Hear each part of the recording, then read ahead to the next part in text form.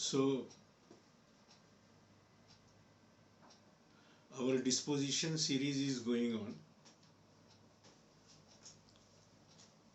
A very important series as far as accurate selection of homeopathic remedy is concerned.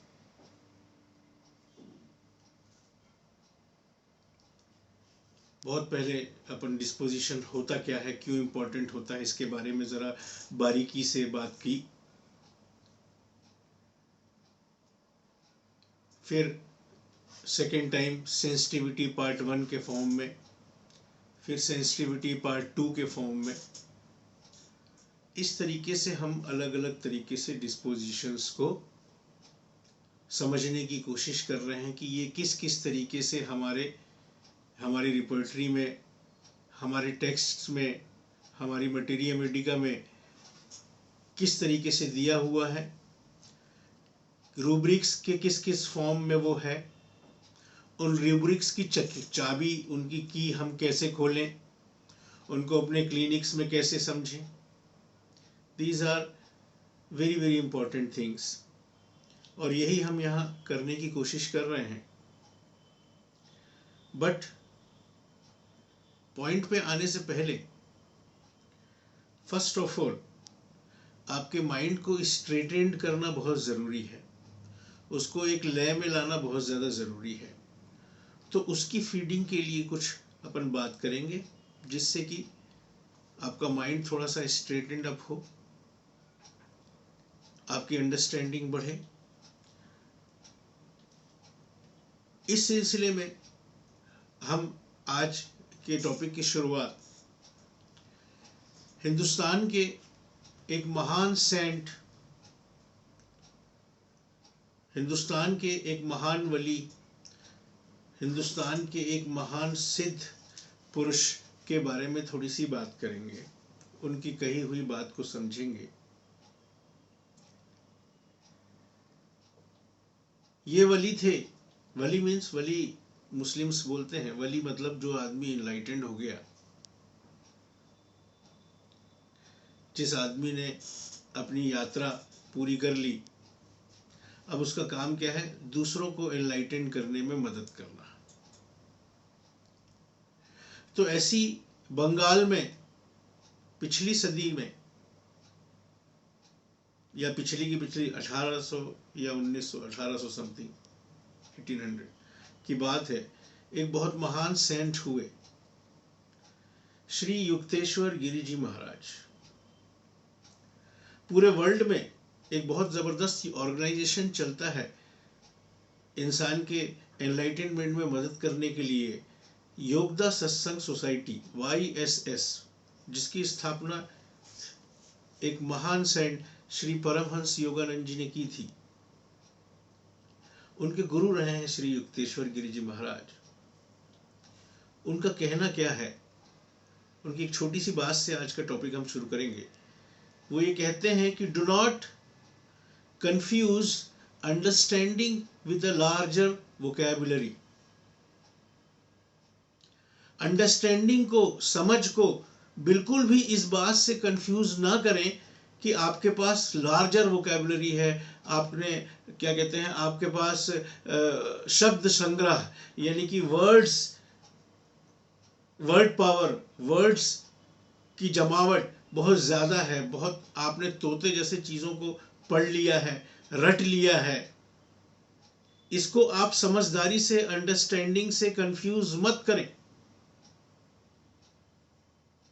आगे कहते हैं sacred writings. Sacred writings क्या होती है? सेक्रेड राइटिंग्स ग्रंथ, गीता, कुरान, बाइबल, धम्मपद, जिन सूत्र। Sacred writings beneficial in stimulating desire for inward realization। जो ये सेक्रेड राइटिंग है, इनका काम सिर्फ इतना होता है कि आपके अंदर इस इच्छा को, इस डिजायर को, इस ख्वाहिश को स्टिमुलेट कर दें। किस चीज की? Inner realisation, inward realisation. क्या होता है इनवर्ड रियलाइजेशन? स्वयं का रियलाइजेशन, एनलाइटनमेंट, हिंदी में उसको कहते हैं आत्म साक्षात्कार, self realisation.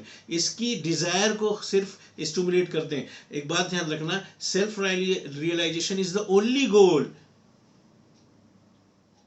of the different religions. Different religions are nothing but they are the paths, they are the routes towards different routes towards inner realization, your self realization. तो बोले सिर्फ इतना ही करते हैं ये?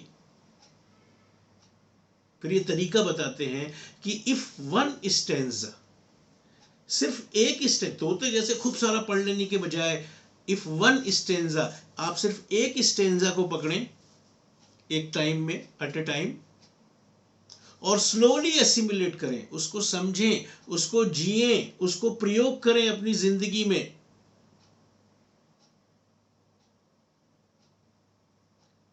बात समझ में? तो वो काम का है।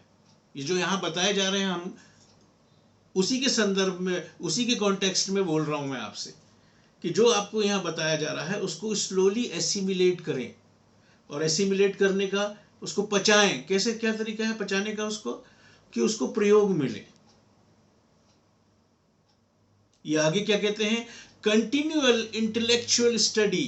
अगर लगातार आप इंटेलेक्चुअल स्टडी सिर्फ कर रहे हैं, उसको एसिमिलेट नहीं कर रहे, उसको पचा नहीं रहे हैं, उसको अपना भाग नहीं बना रहे हैं, उसको प्रैक्टिकल नहीं कर रहे हैं, और सिर्फ कंटिन्यूअल इंटेलेक्चुअल स्टडी अगर आप करते हैं, तो उसका रिजल्ट क्या आता है? श्री युक्तेश्वर जी कहते हैं, results in vanity and the false satisfaction of an undigested knowledge. Vanity, what is vanity? बड़ा बहुमूल्य शब्द है vanity. What do you mean by vanity? Mind you, vanity is a disposition. Vanity एक डिस्पोजिशन है, वैनिटी एक तरह का घमंड। लेकिन किस तरीके का घमंड? घमंड के लिए अलग रूब्रिक दिया हुआ है, हॉटी, लेकिन वैनिटी अलग से दिया हुआ। What is vanity?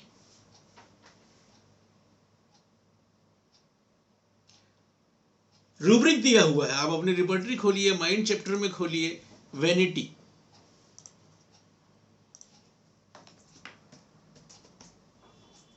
Sixteen remedies दी हुई हैं। Palladium is the most prominent remedy, palladium.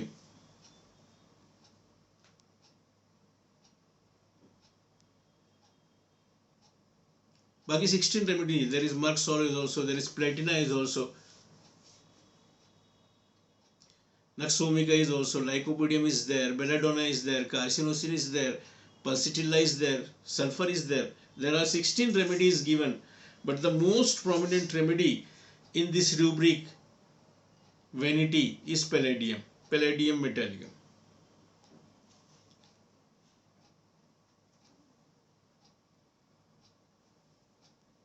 और पैलेडियम जो रेमेडी है, उसको समझने के लिए इस रूब्रिक का वैनिटी, और वैनिटी क्या है? एक डिस्पोजिशन है, प्रवृत्ति है इंसान की। और हम इसको कैसे पहचानते हैं? श्री युक्तेश्वर जी महाराज कह रहे हैं ना कि अगर आप सिर्फ इंटेलेक्चुअल स्टडी करते चले गए, उस चीज को एसिमिलेट आपने नहीं किया, तो results in vanity and false satisfaction of undigested knowledge. झूठा सेटिस्फैक्शन की मेरे पास बहुत ज्ञान है, और वैनिटी। अब वैनिटी एक डिस्पोजिशन है, एक तरह का घमंड। किस तरह का घमंड? किसी को अपने लुक्स को लेके, जैसे कोई स्त्री है, बहुत खूबसूरत है, वो जानती कि वो बहुत खूबसूरत है, उसकी खूब तारीफ होती है। जैसे कोई एक्ट्रेस हो, या कोई मिस वर्ल्ड हो, या समथिंग लाइक दैट हो, तो किसी को अपने लुक्स को लेके, या किसी को अपने अचीवमेंट्स को लेके, जो जो उसने लाइफ में अचीव किया है। बहुत पहले मेरे पास एक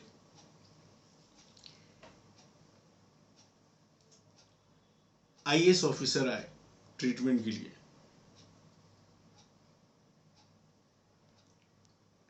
है वो आईएएस ऑफिसर, उनको कोई जरूरत नहीं है कि वो बार्गेन करें।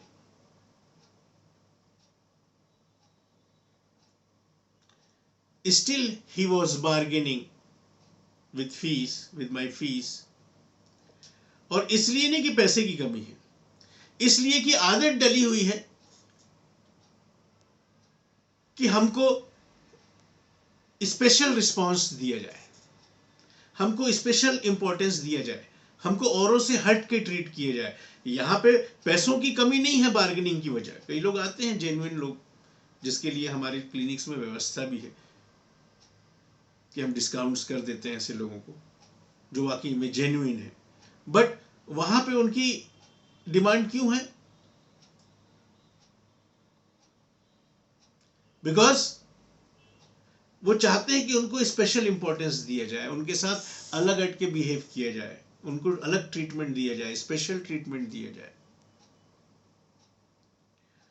और वो हर तरीके से मुझे ये इंप्रेस करने की कोशिश कर रहे हैं, ये है, मैं फलाने डिपार्टमेंट में हूँ, मेरी ऐसी चलती है, मैंने ये देखिए ये किया है, ये अचीवमेंट है, मेरा घर मैंने बनाया है, उसमें मैंने इटालियन मार्बल लगाया है, मैं एक छोटे से गांव का था और देखिए आज मैं कहाँ पहुँच गया। मतलब साफ दिख रहा है कि जो भी उसने अचीव किया है लाइफ में, उसका उसको घमंड है, वैनिटी। और हल्का फुल्का सबको रहता है, लेकिन ये नॉर्मल लिमिट के अंदर आपने कुछ अचीव किया है, उसका आपको गर्व होगा, उसका आपको प्राइड होगी, that is absolutely normal. But excessive pride,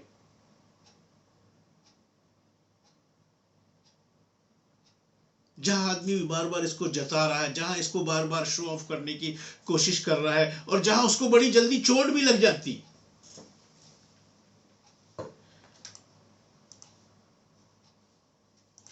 जहां उसको बड़ी जल्दी चोट भी लग जाती है। क्यों? क्योंकि प्राइड, गर्व, घमंड जितना ज्यादा इसको अध्यात्म की दुनिया में अहंकार को, घमंड को बोला गया है अच्छा उभरा हुआ फोड़ा।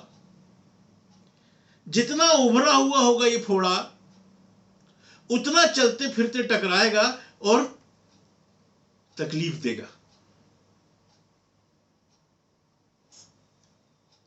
तो क्या मतलब है वैनिटी का? कैसे समझे आप वैनिटी को? इस डिस्पोजिशन को आप कैसे समझेंगे किसी भी इंसान के अंदर? वैनिटी इज एक्सेसिव प्राइड, अत्यधिक गर्व, हद से ज्यादा घमंड। किस चीज का?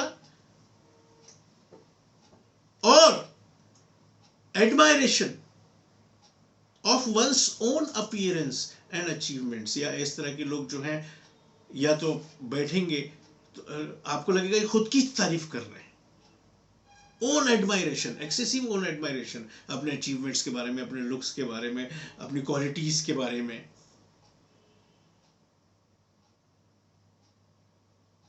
है ना?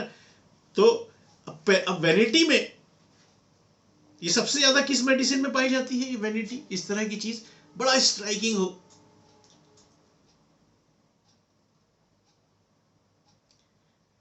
पैलेडियम।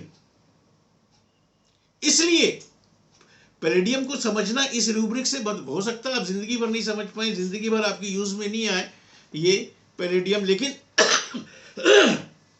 अगर आपको समझ में आ गया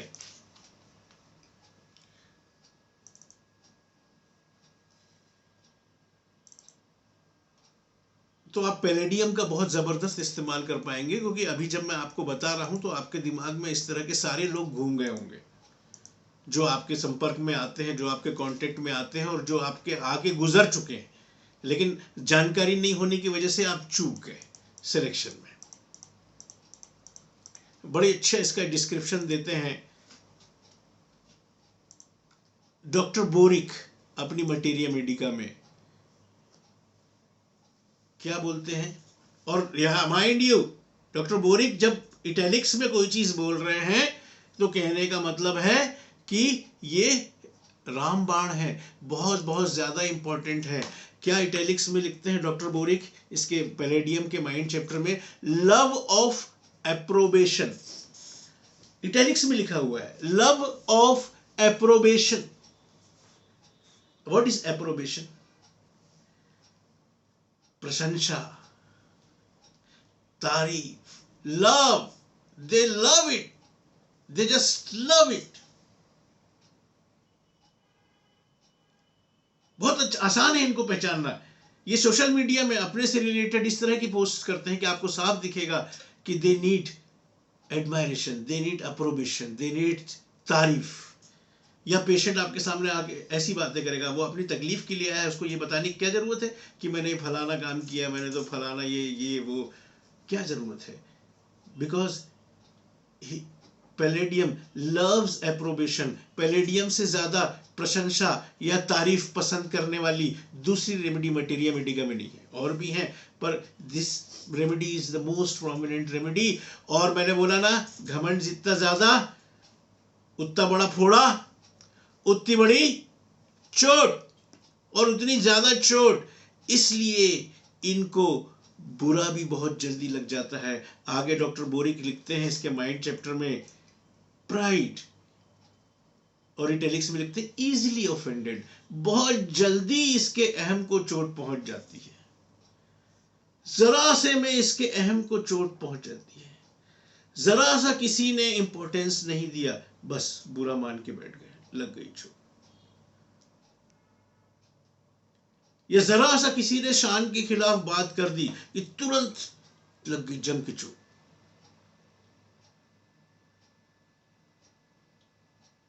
सो देखो, vanity, love of approbation, pride, easily offended.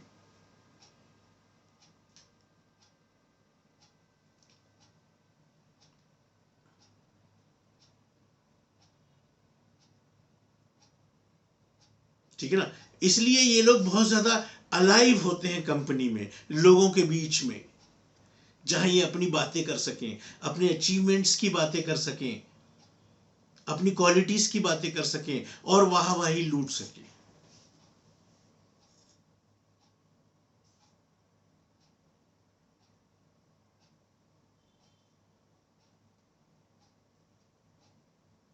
ठीक, but they are very smart.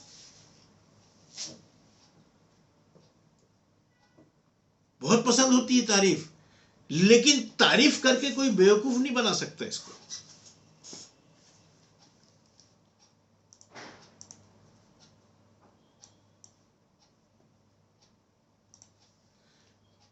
क्योंकि आप वैनिटी में देखेंगे, there is lycopodium also there, sulphur is also there, pulsatilla is also there, but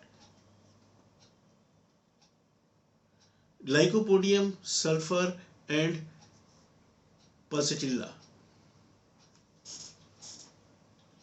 ये वो लोग होते हैं जिनको चने के झाड़ पे चढ़ा के अपना काम निकाला जा सकता है। क्योंकि एक रूब्रिक दिया है, फ्लैटर्ड डिजायर टू बी, तारीफ की इच्छा, फ्लैटर्ड डिजायर टू बी। इसके अंदर एक सब रूब्रिक दिया है, गिव्स एवरीथिंग व्हेन फ्लैटर्ड। जब तारीफ की जाती है तो कुछ भी करने को, कुछ भी देने को, कुछ भी करने को तैयार हो जाते हैं। इसलिए पल्सेटिला की फीमेल्स बहकावे में आ जाती है। इनको कोई भी बहकावे में लगा के भगा के ले जाता है तारीफ से। लाइकोपोडियम, सल्फर, इनसे काम निकाल सकते हैं तारीफ करके। गिव्स एवरीथिंग व्हेन फ्लैटेड, सब कुछ दे देते हैं तारीफ के नाम पे। पैलेडियम ऐसे नहीं करता, लेकिन पैलेडियम सबसे स्ट्रॉन्ग रेमेडी है, डिजायर टू बी फ्लैटेड। क्योंकि वैनिटी, इसको अपने अचीवमेंट्स पे, या खूबसूरत स्त्री है तो उसको अपने लुक्स पे, या कोई बहुत टॉपर आदमी है तो उसको अपनी पढ़ाई पे, कोई नंबर 1 बिजनेसमैन तो उसको अपने बिजनेस पे, अपने अचीवमेंट्स पे, कोई स्कॉलर है, बहुत घमंड होता है।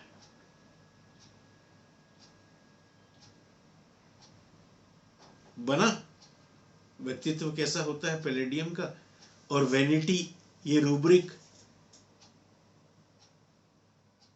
तो हर जगह से आप अब डिस्पोजिशन निकाल सकते। तो हम वापस आते हैं, तो क्या कहा उनने, उनका कहने का मतलब ये है कि आप कोई एक छोटी सी चीज ही पकड़ें, लेकिन उसको एसिमिलेट करें, उसको पचाएं, उसको अपना हिस्सा बनाएं, दिमागी कचरा न बनाएं, नॉलेज वो जो काम आए।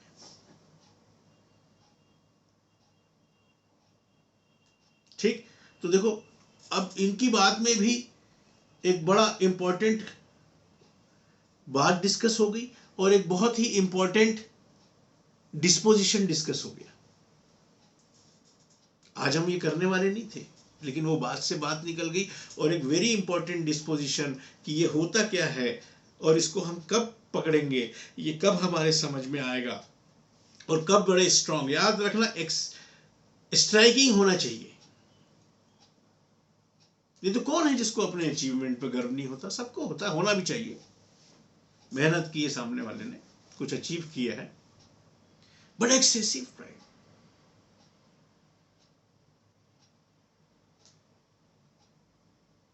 अलग हटके लगता है ना आपको कि यार बस ये आ गए, अब ये देखना अपने मियाँ मिट्टू बनते रहेंगे,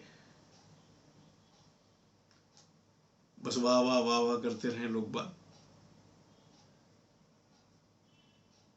ठीक, और किस तरह की कोई बात करेगा, किस तरह की कोई फीलिंग शो करेगा, तो हमको समझ में आएगा कि इसका डिस्पोजिशन हम वैनिटी ले सकते हैं।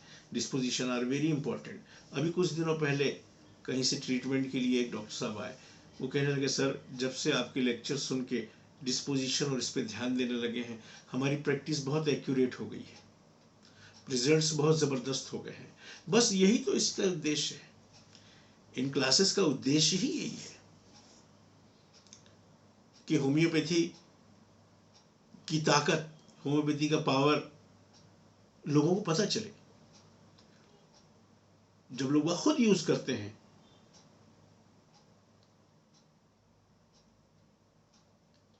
एक इसरो में इंजीनियर, उसके माइग्रेन का ट्रीटमेंट मेरे पास हुआ, वो ठीक हो गया, बहुत जगह ट्रीटमेंट करा के वो थक चुका था, वो लेक्चर सुनता था, उसके फादर को कोई प्रॉब्लम हो गई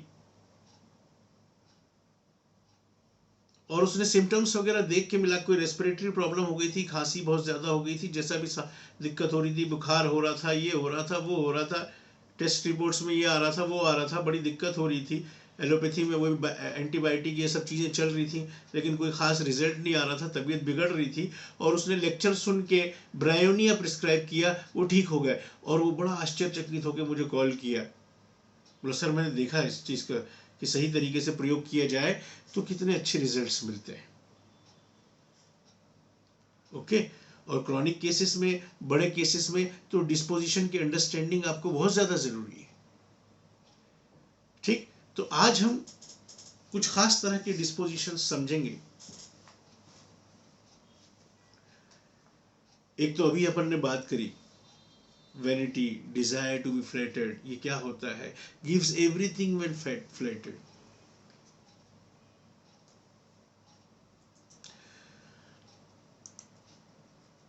आज हम थोड़ा सा बच्चों से रिलेटेड डिस्पोजिशन समझेंगे।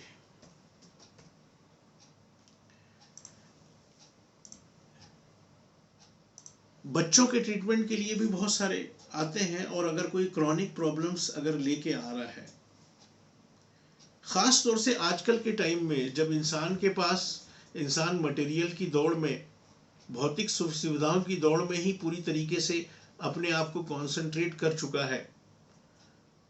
बहुत कम लोग, हमारे टाइम में जब हम छोटे थे तो बहुत मुश्किल से ऐसे लोग मिलते थे जिनके ऊपर किसी का कोई कर्ज होता था, लेकिन आजकल ऐसा आदमी ढूंढना मुश्किल है कि जिसके ऊपर कोई लोन ना।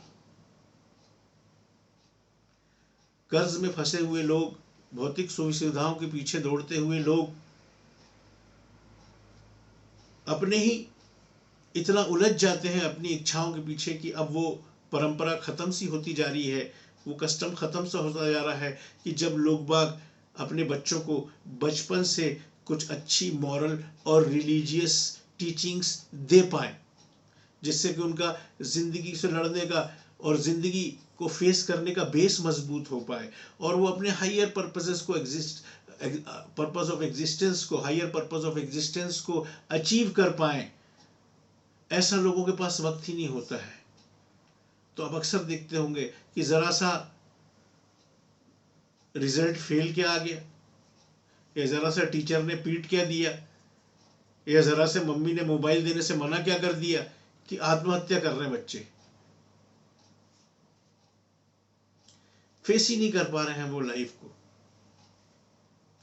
छोटी छोटी सी चीजें, उनका मर जाना ही बेहतर है, क्योंकि वो इतनी छोटी छोटी सी ना को फेस नहीं कर पा रहे हैं। तो जब जिंदगी में एडवर्स सर्कमस्टांसेस आएंगे तो उनको कहां से फेस कर पाएंगे, बेस ही मजबूत नहीं है। तो बिहेवियरल प्रॉब्लम्स बहुत सारी आती हैं आजकल के बच्चों में। माँ बाप बहुत परेशान होते हैं। हो सकता है आपके पास लेके आए हों रिकरेंट टॉन्सिलाइटिस के लिए, अस्थमा के लिए, या बड़ी बड़ी बीमारियों के लिए, डायबिटीज के लिए भी बच्चों को आजकल लेके आ जाते हैं कि इसको डायबिटीज हो गया है, या किसी भी चीज के लिए ऐसे कोई भी क्रॉनिक प्रॉब्लम बच्चों के लेके आए। तो बच्चों में आमतौर पे इस तरह के जो डिस्पोजिशन पाए जाते हैं, अगर आप इनको पहचानोगे तो बच्चों के केसेस में आपको ट्रीटमेंट, और ये किसी में भी हो सकता है, ठीक है। तो जैसे कि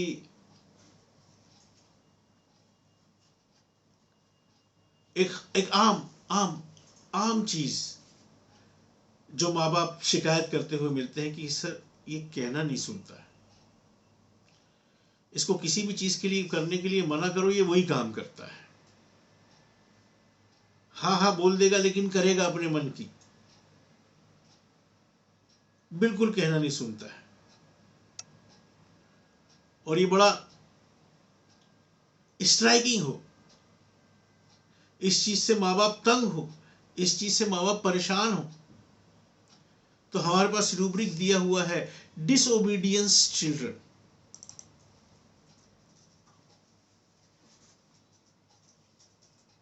There are 17 remedies given, but the most prominent remedies are China tuberculinum and Veratrum album.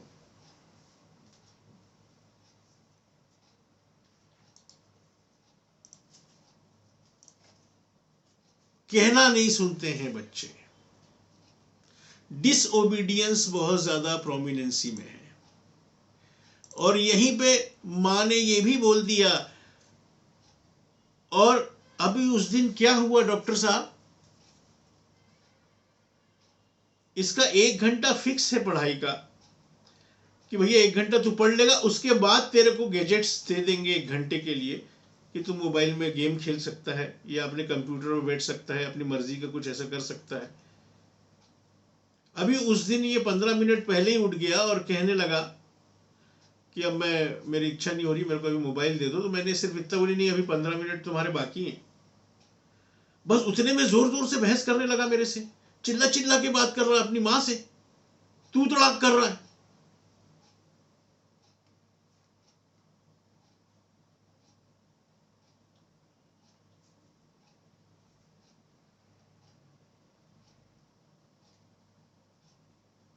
What is this, ये कैसा डिस्पोजिशन है, ये कहां दिया हुआ है। हमारे पास एक रूब्रिक है, इंसोलेंस। इंसोलेंस, इंसोलेंस एक डिस्पोजिशन होता है। इंसोलेंस किसी के भी अंदर मिल सकता है, बड़े या बच्चे। Insolence, what is the meaning of insolence? बदतमीज, गुस्ताख।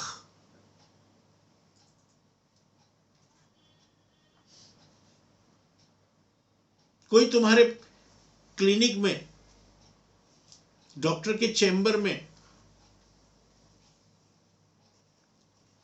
बीड़ी पीते हुए घुस गया, पान या गुटखा चबाते हुए घुस गया। आते हैं कई नेताजी टाइप लोग, जिनको बड़ा वहम रहता है कि हम वेरी इंपॉर्टेंट पर्सन, हम कहीं भी जाके कुछ भी कर सकते हैं। बस इतने में ही सिलेक्ट हो जाता है, आपको समझ में आ जाता है कि ये बदतमीज है, इसको तमीज नहीं। जहां तुम्हारे दिमाग में किसी को भी लेके, या किसी के भी बिहेवियर को लेके, या किसी की भी बातचीत को लेके आपके दिमाग में तुरंत जैसी स्ट्राइक करे नेचुरली कि ये बदतमीज है, इसको तमीज नहीं है साले को, तो ये रूब्रिक आ जाता है इंसोलेंस। और इंसोलेंस के अंदर, इंसोलेंस ये एक डिस्पोजिशन है। इंसोलेंस बदतमीज, तमीज नहीं, किससे कैसी बात करनी चाहिए, कहाँ कैसा बिहेव करना चाहिए, उसको इस चीज का शऊर नहीं है।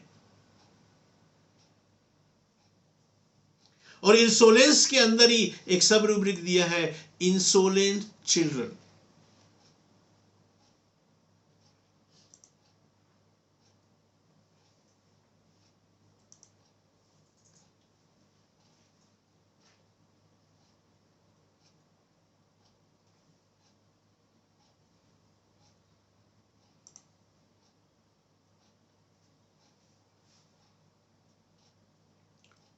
और ये डिसोबीडियंस और इंसोलेंस का अगर कॉम्बिनेशन आपको मिल जाए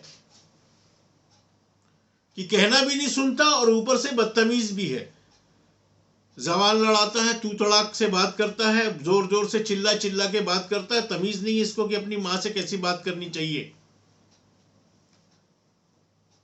तो ये दोनों चीजों का स्ट्राइकिंग कॉम्बिनेशन अगर आपको मिल गया तो आपके सामने रेमेडी आ जाती है, सेकेरम ऑफिसिनले।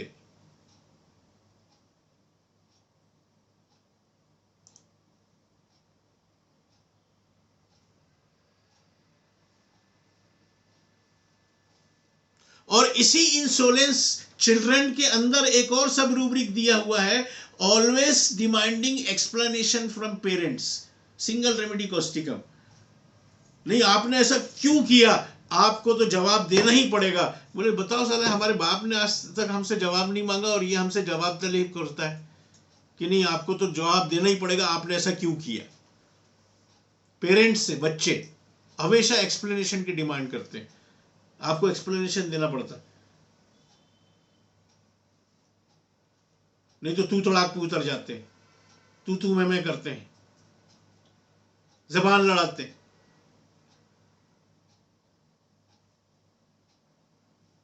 ठीक, तो हमारे पास तो insolence and insolence in children, insolence में काफी रेमेडीज हैं। इंसोलेंस में इन जनरल इंसोलेंस में 46 रेमेडी है, लेकिन इंसोलेंस इन चिल्ड्रन के अंदर 4 रेमेडी हैं। अगर बदतमीज बच्चे हों, तमीज नहीं हो जिनको बात करने की, या फिर उनकी शिकायत ऐसी मिलती है कि अपने माँ बाप से ऊंची आवाज में बात करते हैं, चिल्ला चिल्ला के बात करते हैं, जबान दराजी करते हैं, तू मैं करते हैं, ऐसे बच्चे they are causticum, graphites, platina and saccharum officinale, 4 remedies. और इसके साथ डिसोबीडियंस अगर प्रोमिनेंट हो बच्चों में, देन सेकेरम ऑफिसिनियल।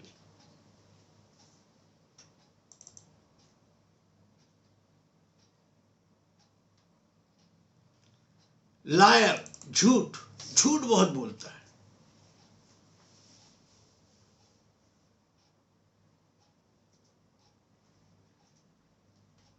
लायर पक्का झूठा है, एक नंबर का झूठा है, झूठ तो इसके मुंह पे बसा हुआ, तुरंत मुंह पे झूठ बोल देगा। इस तरह की बातें आपको सुनने को मिलती हैं, और सामने आपके झूठ बोल देगा, क्यों बेटा ऐसा करते हो, आपने डॉक्टर ने पूछा, नहीं मैं ऐसा थोड़ा करता हूं।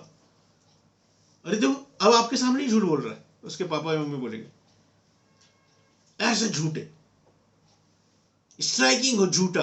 लायर ये भी बिहेवियर प्रॉब्लम में आती है बच्चों के, कहना नहीं सुनना, बदतमीजी करना, झूठ बोलना। डॉक्टर साहब पता नहीं इसके कैसे हैं, हम तो इनके इतने तंग हो गए हैं, ये दिन भर अपने छोटे बहन को या अपने छोटे भाई को, है ना, जबरन उंगली करता रहता है, उसको चिढ़काता रहता है, वो चिढ़ती है, वो चिल्लाती है, हम दिमाग खराब, हम उसको मना करते हैं भाई ये तू क्यों कर रहा है यार, वो चिल्ला रही है या चिल्लाता है तो हमको तब परेशानी होती है, हमारा ध्यान बढ़ता है, हमको टेंशन होता है, तो ऐसा काम क्यों करता है। लेकिन पता नहीं इसको कितना मजा आता है, चलते फिरते मारते हुए निकल जाएगा, चलते फिरते चींटी काटते हुए निकल जाएगा। अभी उस दिन क्या किया कि वो पड़ोसी के स्कूटर के नीचे रख के बम फोड़ दिया। Mischievous, what is the rubric, mischievous. Mischievous rubric कब आता है, Mischievous is a disposition.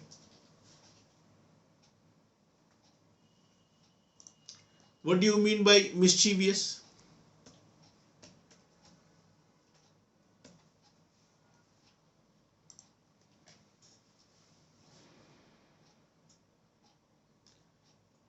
Prank करते ना जो लोग बात, प्रैंक करते ना,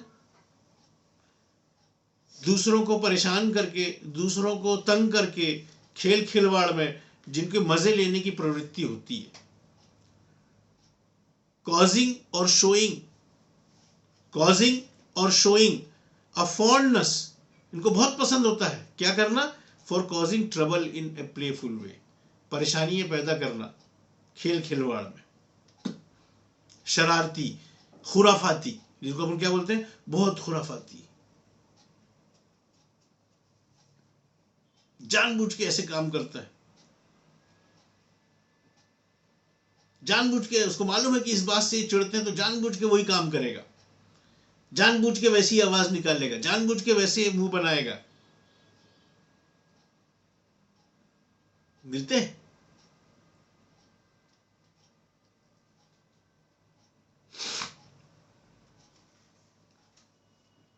इसको ऐसे भी समझते हैं, बड़े लोगों में भी मिल सकता है केस टेकिंग के दौरान, कि इसका मतलब होता है किसी का भी कोई ऐसा एक्शन या ऐसा स्टेटमेंट जिसका उद्देश्य हो कि सामने वाले को परेशानी पहुंचे, तकलीफ पहुंचे, चोट पहुंचे। मैडम ने वो करना चालू किया, पीछे मुड़ के ब्लैक बोर्ड में लिखना, और इधर से उन्होंने चौक मार दी खींच के, और बिल्कुल ऐसे बैठ गया कि जैसे कुछ किया ही नहीं। टेरेंटुला टाइप की मिस्चीवियस।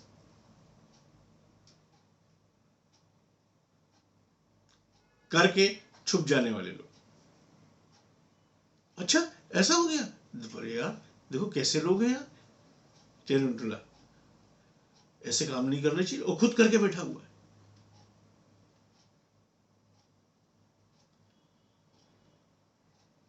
टेरेंटुला हिस्पैनिका टाइप के शरारती।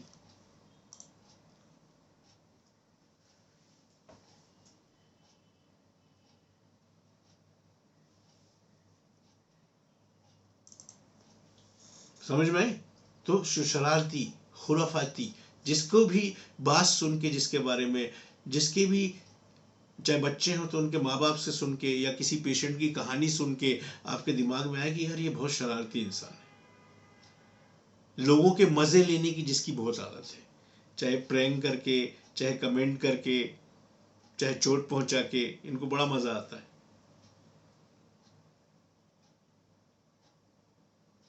दे आर मिस्चीवियस।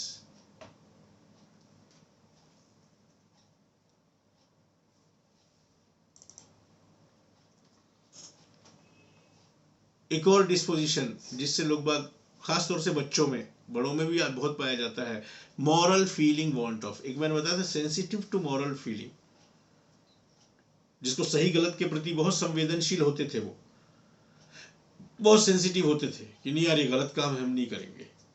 लेकिन ये उल्टे, ये सही गलत कुछ नहीं देखते।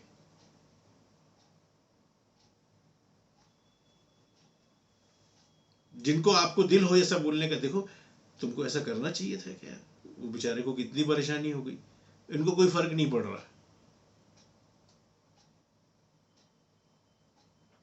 जिनको सही गलत से कोई फर्क नहीं पड़ता, आपको किसी की भी स्टोरी या किसी की हरकत देख के जब ऐसा लगे कि भैया इसको कुछ फर्क नहीं पड़ता सही गलत से, हाँ बहुत नादान है, अभी सीखा नहीं है, लेकिन कई बार बताया जा चुका है, या अच्छा ग्रोन अप है, लेकिन उसके बावजूद भी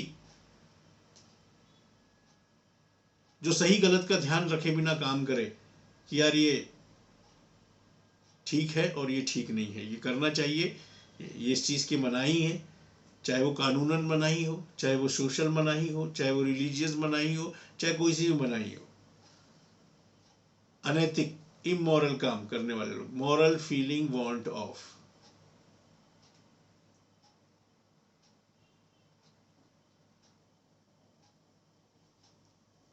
ठीक।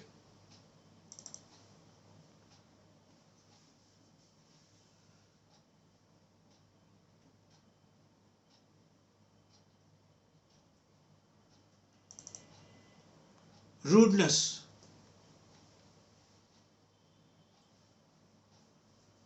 रूडनेस अपने पास रूब्रिक है, रूडनेस ऑफ नॉटी चिल्ड्रन, शरारती बच्चों में रूडनेस।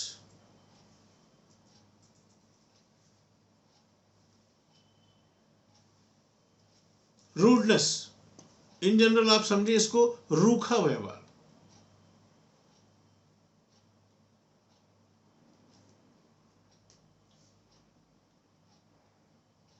कैसे पहचानेंगे इसको, रूडनेस को हम?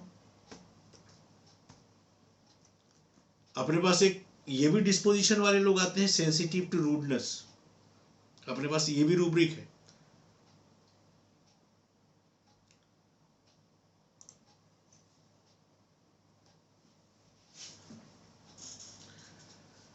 यहां पे हमारे दिमाग में ये नहीं आएगा कि इसको तमीज नहीं है, यहां पे हमारे दिमाग में ये आएगा कि इसको मैनर्स नहीं है।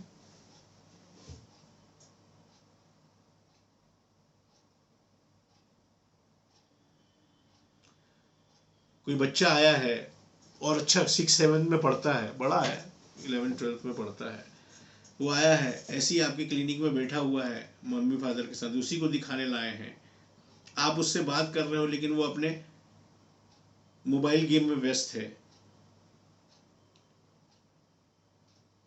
ठीक है ना, और कुछ भी ऐसा नहीं कि हाँ नमस्ते ये वो थैंक यू, नथिंग, मैनर्स ही नहीं है उसको।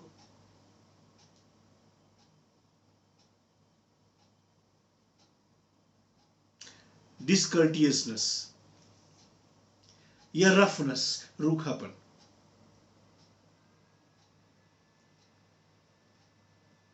इसको तो जब से तो बात ही नहीं करो, बहुत ही ज्यादा रूखा है। नहीं ऐसा नहीं, ये वो तमीज नहीं है, पर ये वो वाली बदतमीजी नहीं जहां आप इंसल्ट कर रहे हैं, इंसोलेंस। यहां आपको लगेगा, यहां आपके दिमाग में ये नहीं आएगा कि इसको तमीज नहीं है, यहां पे आपके दिमाग में आएगा मैनर्स नहीं है। डिसकर्टियसनेस, जहां आपके दिमाग में आया कि इसको मैनर्स नहीं है,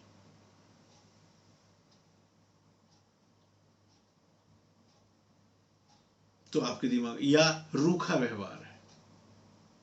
आत्मिक व्यवहार एक होता है, बड़ा अफेक्शनेट व्यवहार होता है, और एक रूखा व्यवहार होता है, रूखे तरीके से जवाब देना।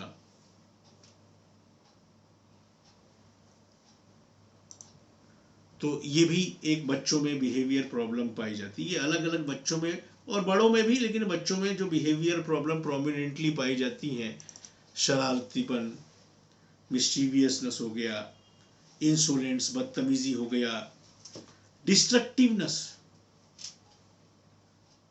मन की नहीं हो या तोड़ने फोड़ने की प्रवृत्ति।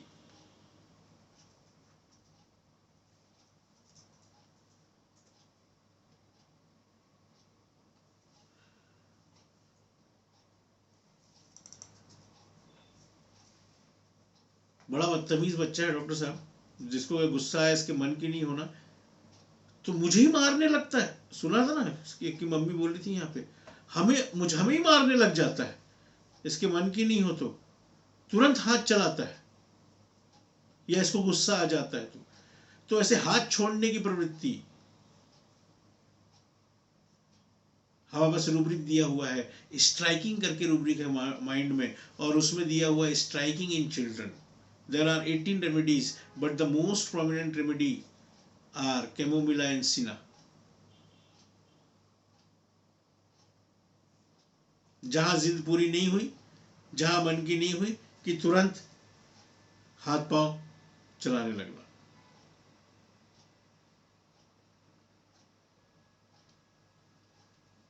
बच्चों में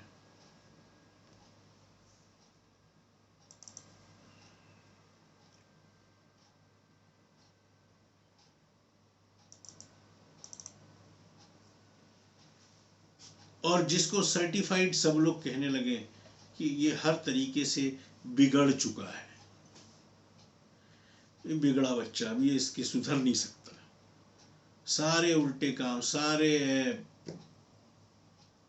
स्पॉइल्ड चिल्ड्रन, अब ये स्पॉइल्ड हो गए। रूब्रिक है अपने पास, स्पॉइल्ड चिल्ड्रन।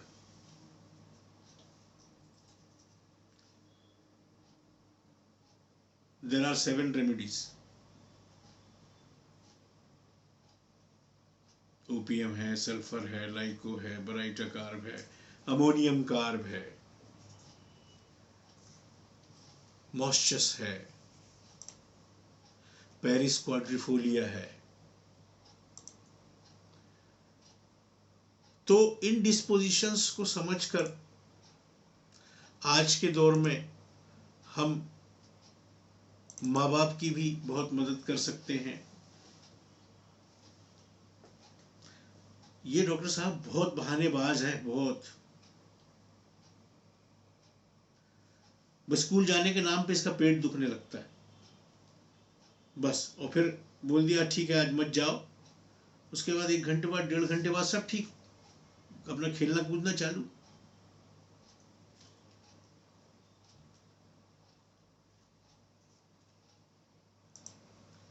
इस तरह के भी बच्चों के बारे में शिकायत करते हुए माँ बाप मिल जाते हैं।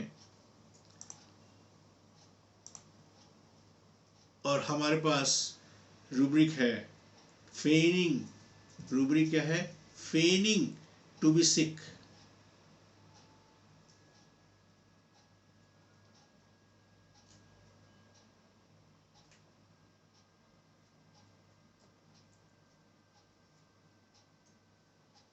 feigning, FEIGNING, feigning, to be sick.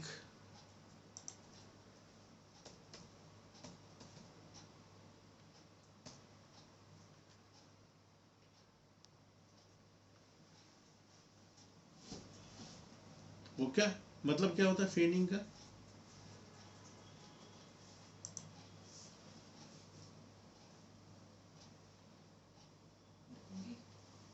क्या मतलब होता है फेनिंग का?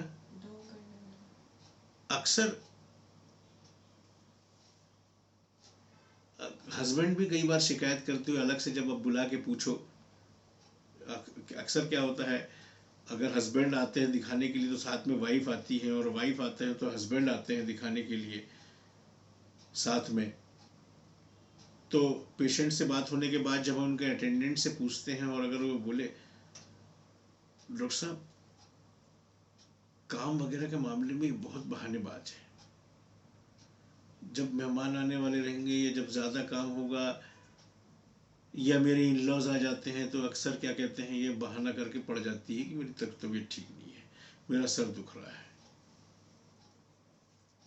इन जनरल फेनिंग, फेन का मतलब होता है बहाना करना, बहाने बनाने वाले लोग। 1 नंबर का बहानेबाज है डॉक्टर साहब।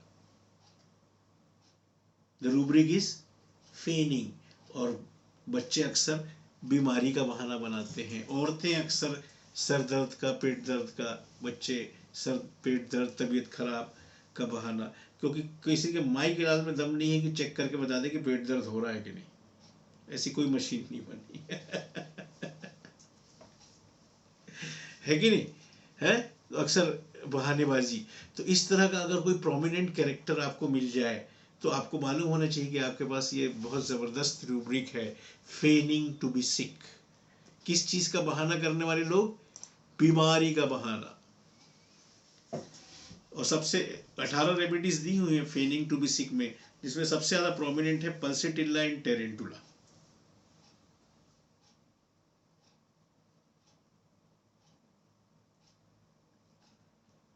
और बहानेबाजी तो कर ही रहे हैं कि पेट दुख रहा है आज स्कूल नहीं जाना है, अब इसके साथ साथ चीख चिल्ला भी रहे, अरे मर गया, अरे बहुत दुख रहा, अरे बाप रे बहुत दुख रहा, ऐसा बहाना। Feigning to be sick with shrieking, ignatia and veratrum album. मतलब ये बहुत बड़े बहानेबाज होते हैं, ये चिल्ला चिल्ला के ऐसा करते हैं कि भयंकर तकलीफ है। और उसके बाद स्कूल का टाइम निकल गया, या जो एक्स्ट्रा मेहमान आए थे वो चले गए, तो श्रीमती जी ठीक,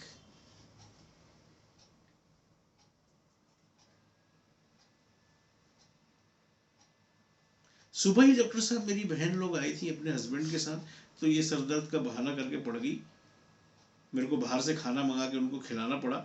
और शाम को मैंने बोला यार आज मूवी देखने का मूड है, तो फटाफट बिल्कुल एकदम तैयार होके सब ठीक उस तब। और उस वक्त तो ऐसे कर रहे थे कि बस अरे मर गए, भयंकर सर दर्द हो रहा है, तुरंत लेके चलना पड़ेगा, ऐसा चीखना चिल्लाना मचा दिए। Feigning to be sick with shrieking, ignatia and वेराइटर।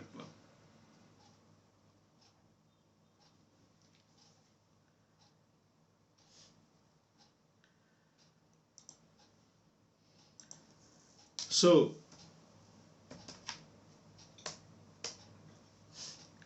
बच्चों में भी बड़ो, और हाँ एक और चीज, एक और बहुत प्रोमिनेंट कैरेक्टर, एक बहुत बहुत प्रोमिनेंट प्रवृत्ति बच्चों में पाई जाती है। अक्सर माँ बाप इसकी, मैं चूंकि मैं अपने क्लिनिक्स में कई बार ये सुना हूँ कि डॉक्टर साहब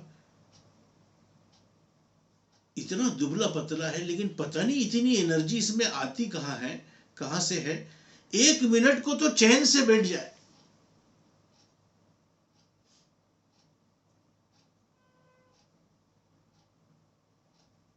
पता नहीं ऐसी कौन सी यहाँ बोल रहा था, पता नहीं डॉक्टर साहब इसके अंदर कौन सी ऐसी बैटरी फिट है कि थकता ही नहीं है, पूरे वक्त इधर उधर ये वो दौड़ना भागना, 1 मिनट को नहीं बैठता है, 1 मिनट को चैन से नहीं बैठता है। ऐसे बच्चे, एक बहुत प्रोमिनेंट कैरेक्टरिस्टिक, बहुत प्रोमिनेंट, आपको नहीं मालूम है, आप चूक जाओगे, आप इसको नहीं ले पाओगे, लेकिन अगर ये बहुत प्रोमिनेंट है और स्ट्राइकिंग है तो आपके पास रूब्रिक है, रेस्टलेसनेस इन चिल्ड्रन।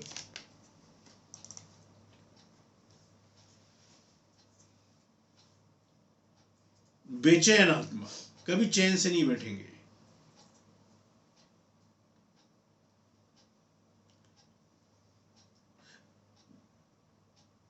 ठीक, तो आज कुछ बहुत इंपॉर्टेंट डिस्पोजिशंस हमने डिस्कस किए, इनकी अंडरस्टैंडिंग, इनको हम किस तरीके से समझें, इन पे हमने बातें करी। तो श्री युक्तेश्वर गिरी महाराज जी का वो चीज़ याद रखना कि भले ही एक स्टैंजा को पकड़ें, उसको प्रॉपरली एसिमिलेट करें। और हमारे यहाँ इस चीज़ को एसिमिलेट करने का, इसको अपना पार्ट बनाने का सबसे सही तरीका क्या है कि इसको आप अपने प्रयोग में लो, इसके साथ आप प्रैक्टिकल करो, और बार बार रिपीटेड एक्सपोजर अपने आप को दो। ठीक।